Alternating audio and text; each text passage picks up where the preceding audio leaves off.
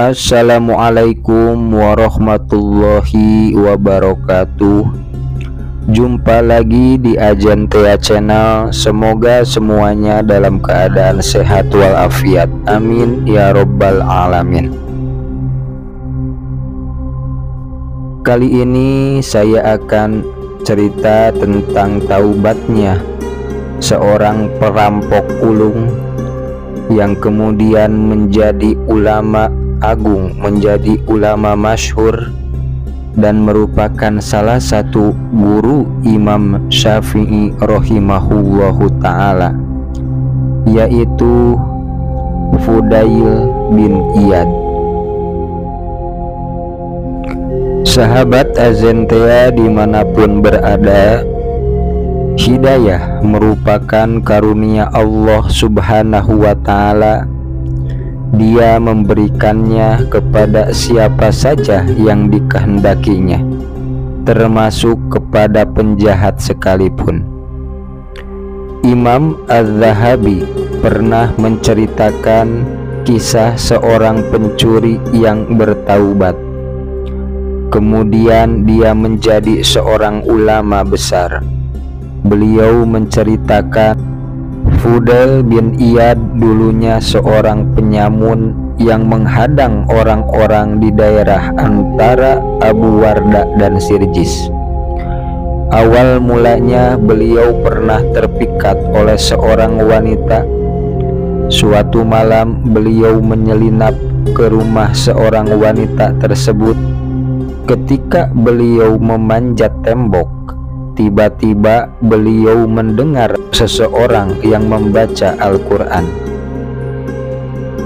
Ayat yang dibaca oleh seorang wanita itu Quran surat Al-Hadid ayat 16, yang artinya, belum datangkah waktunya bagi orang-orang yang beriman untuk tunduk hati mereka guna mengingat Allah serta tunduk kepada kebenaran yang telah turun kepada mereka, dan janganlah mereka seperti orang-orang yang sebelumnya telah turun Alkitab kepadanya, kemudian berlalu masa yang panjang atas mereka, lalu hati mereka menjadi keras, dan mayoritas mereka adalah orang-orang yang fasik. Tatkala mendengarnya, beliau gemetar dan berkata, "Tentu saja, wahai Rabbku, sungguh telah tiba saatku untuk bertaubat." Beliau pun turun ke reruntuhan bangunan tempat beliau tinggal.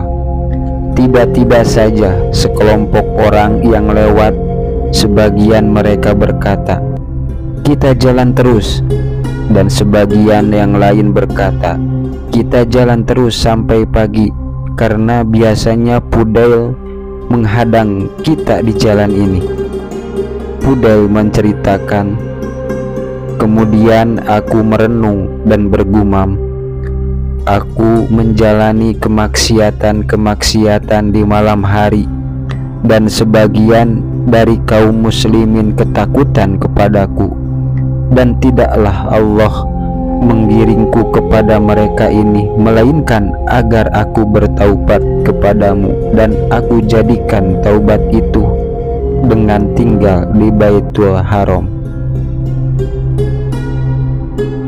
Sahabat Ajantea dimanapun berada, ayat itulah yang menyadarkan seorang Fudail bin Iyad dari kelalaian yang panjang, hingga akhirnya beliau menjadi ulama senior di kalangan tabi'in, sekaligus dikenal sebagai ahli ibadah yang zuhud. Ayat itu pula yang menyadarkan Malik bin Dinar, yang pada gilirannya menjadi ulama terkemuka di zamannya. Ayat tadi menjadi teguran yang halus, sekaligus menohok terhadap orang-orang yang telah menyatakan dirinya beriman. Halus karena Allah menyentuh dengan sapaan orang-orang yang beriman, bukan dengan kalimat orang-orang yang durhaka. Menohok karena setiap Orang yang merasa dirinya beriman pasti terhenyak ketika menghayati ayat ini. Ini menimbulkan kesadaran betapa tidak layaknya seseorang sebagai orang yang beriman jika hati dan perbuatannya tidak mencerminkan sebagai orang beriman, yang terkadang masih menyepelekan dosa-dosa, menomorduakan perintah Allah dan Rasul-Nya, ditambah lagi merasa enjoy berlama-lama dengan kondisi seperti itu. Rasulullah Shallallahu Alaihi Wasallam bersabda, sesungguhnya seorang mukmin membayangkan dosa-dosanya seperti duduk di kaki gunung dan ia takut tertimpa olehnya. Sedangkan seorang yang pendosa menganggap dosanya seperti lalat yang hinggap di hidungnya lalu dikibasnya. Hadis riwayat Imam Tirmidzi. Sahabat Azentea dimanapun berada, para sahabat yang demikian taat pun menganggap ayat tadi sebagai teguran untuk mereka. Abdullah bin Mas'ud berkata, jarak antara keislaman kami dengan teguran Allah pada ayat ini adalah 4 tahun. Sementara Abdullah bin Abbas mengatakan, sesungguhnya Allah menganggap lambat hati orang-orang dalam merespon ayat-ayatnya, lalu Allah menegur mereka setelah 13 tahun sejak diturunkannya ayat, yakni teguran ayat ini.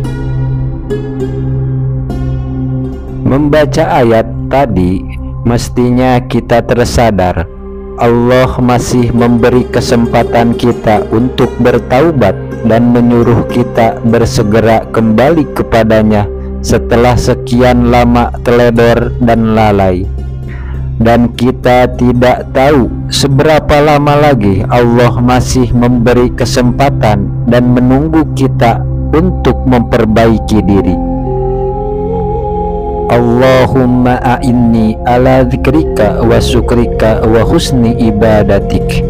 Ya Allah, aku memohon pertolonganmu untuk bisa mengingatmu dan bersyukur kepadamu serta dalam khusyuk beribadah kepadamu.